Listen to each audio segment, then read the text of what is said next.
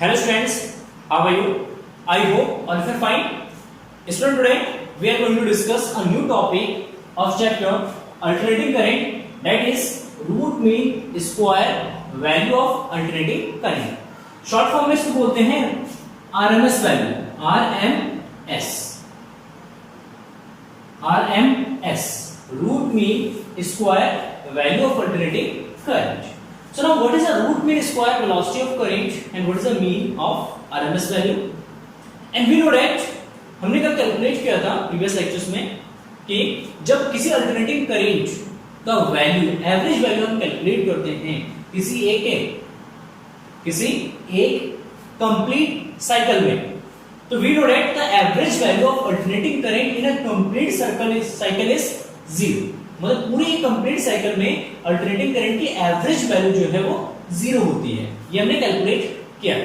But जब हम किसी सर्किट में अल्टरनेटिंग करंट को फ्लो करते हैं, जब कोई अल्टरनेटिंग करंट किसी सर्किट में से पास होता है तो वो क्या करता है, उस सर्किट में एक हीटिंग इफेक्ट जनरेट करता है. लेट अस सपोज कि अगर कोई एक रेजिस्टर है दैट इज R और इसमें एक alternating current I is equal to I not sine omega t flow हो रहा है, तो हमें पता है कि अगर इसका एवरेज वैल्यू 0 है, फिर भी ये जो करंट है अल्टरनेटिंग करंट है, ये इस रेजिस्टर में या इस रेजिस्टेंस में क्या प्रोड्यूस करेगा, हीट प्रोड्यूस करेगा. यहां पे इसका क्या प्रोड्यूस करेगा, हीट प्रोड्यूस करेगा.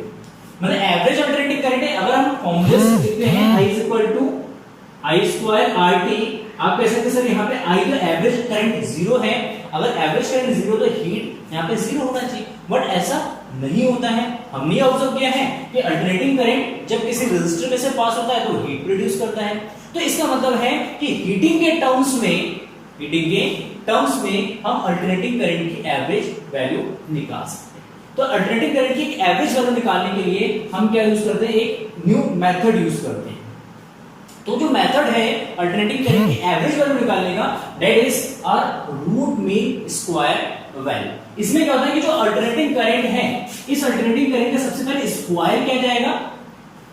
सबसे पहले अल्टरनेटिंग करंट I का स्क्वायर किया जाएगा, ठीक है. स्क्वायर करने के बाद उसका मीन निकाला जाएगा एंड मीन निकालने के बाद उसका रूट निकाला जाएगा. अगेन रिपीट करता हूं, अल्टरनेटिंग करंट का सबसे पहले स्क्वायर किया जाएगा, स्क्वायर करने के बाद उसका मीन निकाला जाएगा, एवरेज जिसको कहते हैं, एवरेज निकालेंगे. एवरेज निकालने के बाद जाकर उसको क्या करेंगे, हम उसका स्क्वायर रूट निकालेंगे. That's why it is called root mean square velocity. क्यों, देखिए अल्टरनेटिंग करंट सिंपल ये चीज समझ लेते हैं एक चीज और फिर इसकी डेफिनेशन देखते हैं. ये अल्टरनेटिंग करंट कर्व है. इस वाले पोर्शन में फर्स्ट हाफ सर्कल में वैल्यू आपका प्लस का होगा, that is called, late us suppose minus plus का I है.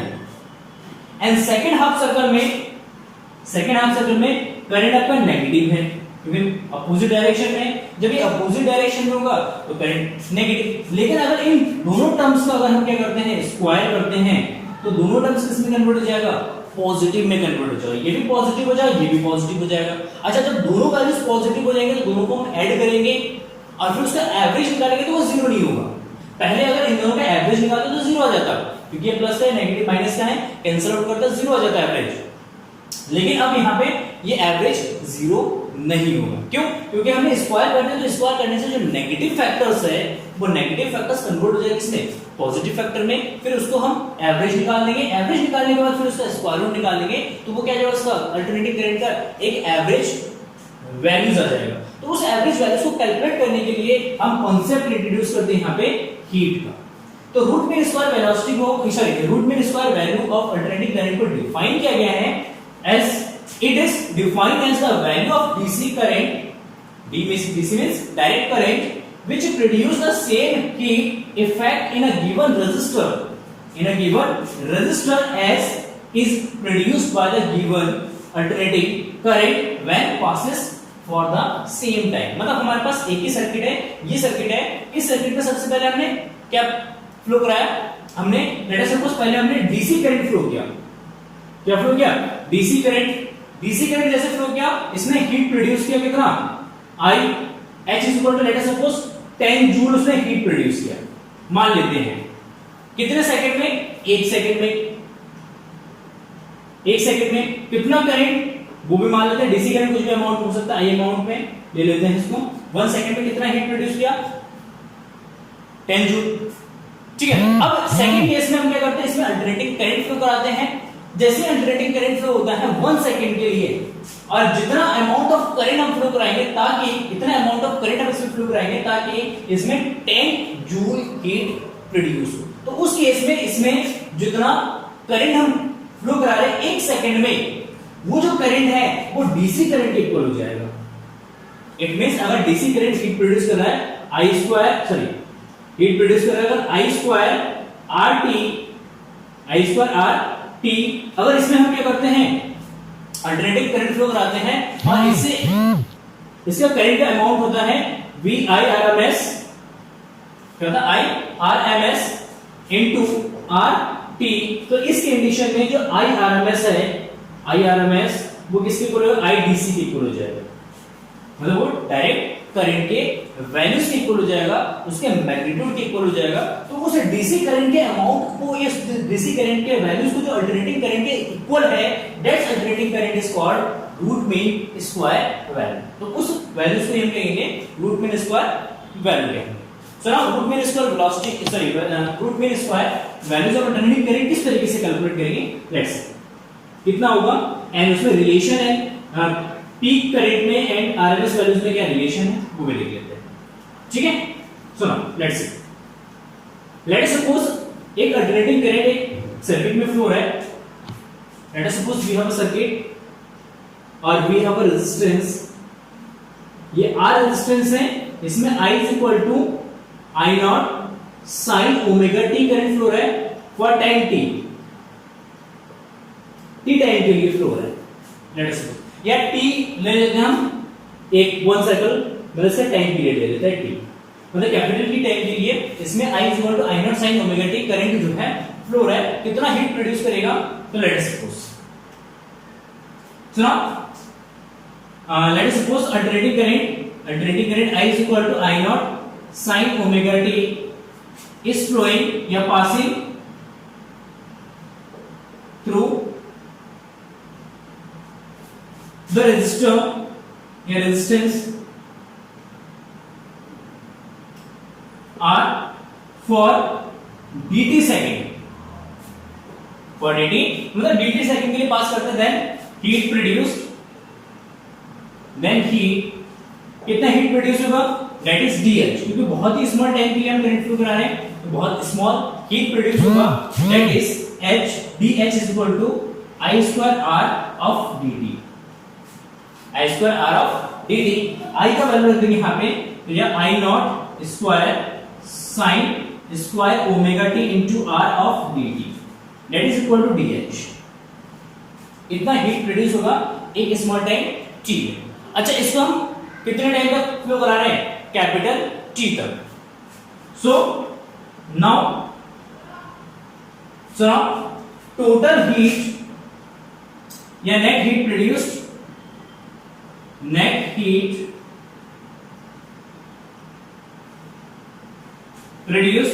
इन 1 साइकिल,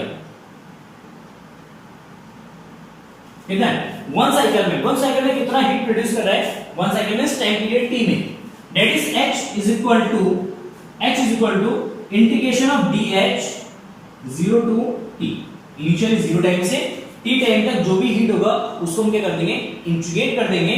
तो 0 से t से इसकी विषय हम इंटीग्रेशन करेंगे, एंड दैट इज 0 से t ये जो I नॉट का square sine square omega t R into dt।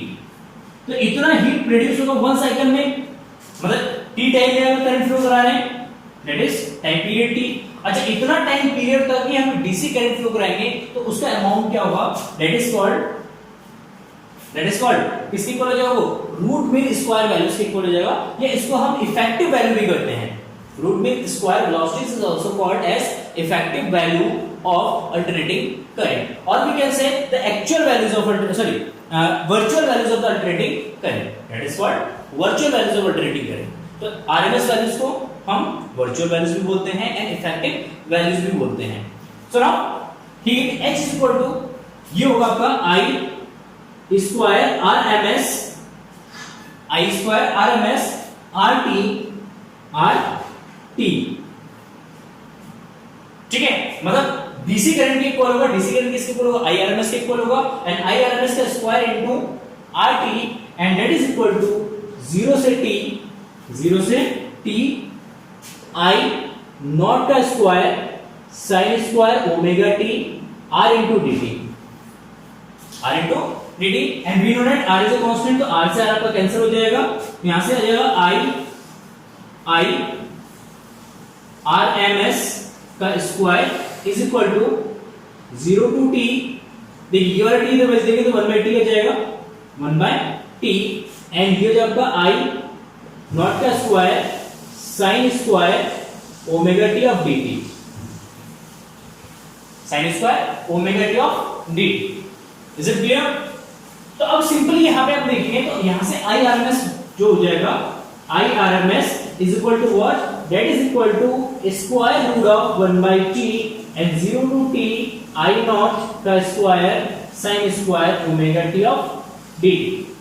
देखिए टोटल करंट होगा किसका, I स्क्वायर का, ठीक है, उसको t से डिवाइड करेंगे, मतलब टोटल टाइम से क्या करें हम डिवाइड कर रहे हैं। अब टोटल टाइम सॉरी ये टोटल चार्ज है इन वन सर्कल, चार्ज का स्क्वायर है, उसको टाइम पीरियड से डिवाइड करेंगे एंड दैट इज कॉल्ड आपका मीन वैल्यूज। क्या जाएगा, ये मीन वैल्यूज हो जाएगा, उसका हम क्या करें स्क्वायर रूट निकालने, that is called RMS value. तो यहां पे हम इसको बोल सकते हैं but 1/t integration 0 to t I not का square sin square omega t is called mean square value is called mean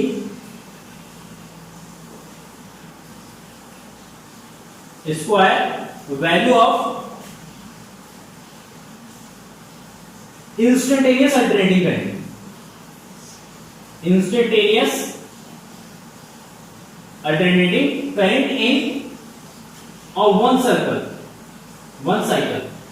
मतलब एक साइकिल में जो इंस्टेंटेनियस करंट है उस इंस्टेंटेनियस करंट के स्क्वायर का मीन वैल्यू है एंड उसका स्क्वायर रूट क्या हो जाएगा, इससे आरएमएस के इक्वल हो जाएगा।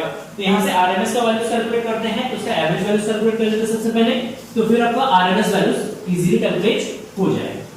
ठीक है,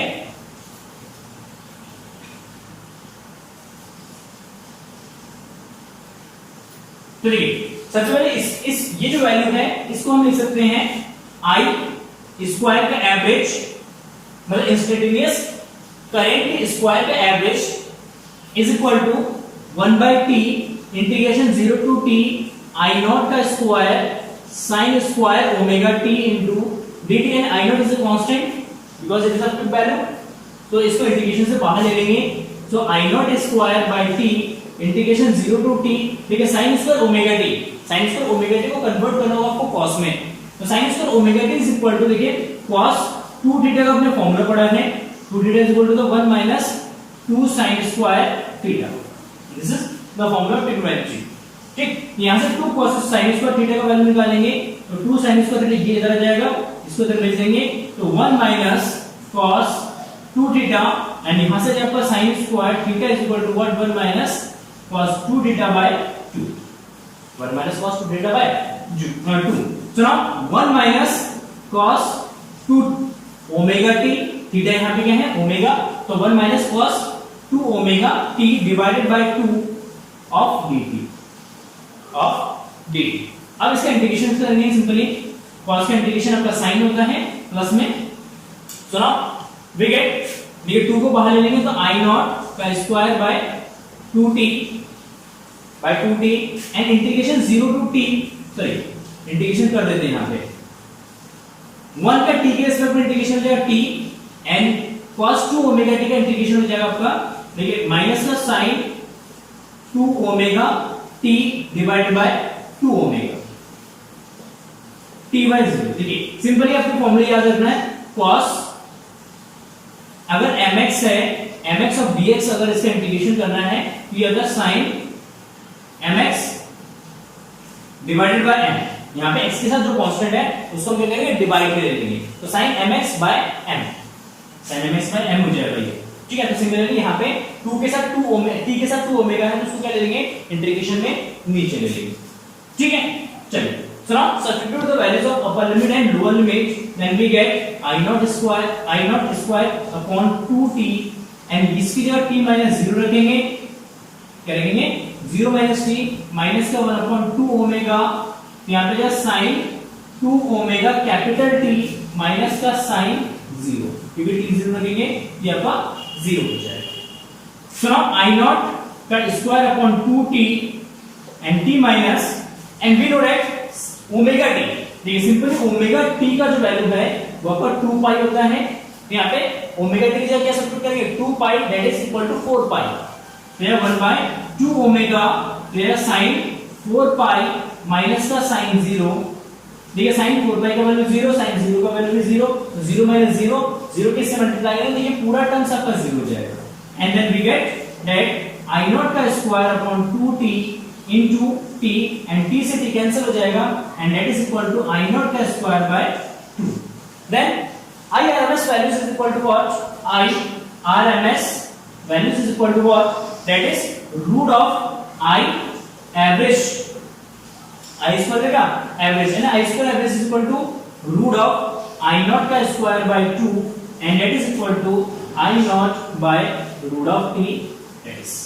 so now next the RMS values of alternating EMF, root mean square values of alternating EMF।